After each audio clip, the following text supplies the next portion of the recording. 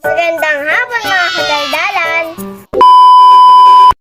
Ito na naman po ang Mari Madaldal! Shout out po pala sa mga new followers ko! Kamusta po kayong lahat dyan? Sana po okay lang po kayo dyan! Shout out po pala sa mga kapwa kong vlogger, Bicolano at Bicolana!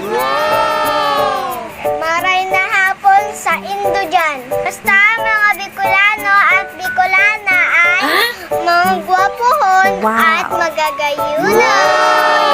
Arog sako!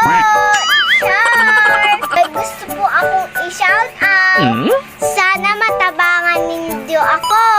Shout out ko tabi ang bagong kantin. Kinsa kuya, Tito Kulon at Tita Ni. Ang pangalan tabi, Kansa Indang Kantin. Tabi.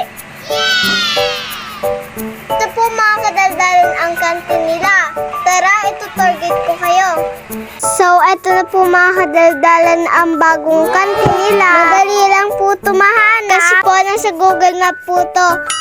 Kasi nasa gilid po to ng kalsada. At nasa harap po to ng school. Ng Carnag Elementary School. Dito lang po yan sa Zone 4. Kararaya, Iwi, Albat. Kita nyo naman po ang linis. At presko din po dito. At masarap din po ang luto nila dyan. Kaya sulit po ang bayad nyo dito. Kaya hindi na po kayo dito at bisitahin nyo po tong kantin.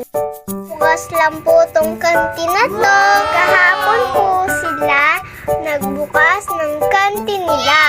Kaya subukan nyo na pong pumunta dito at kumain.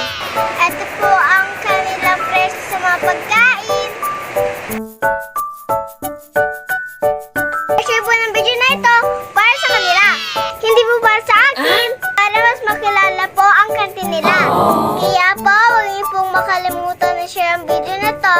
Huwag po tayong madamot. Kasi ang madamot, hindi pinagpapalan Diyon. Maging mabuti po sa kapwa.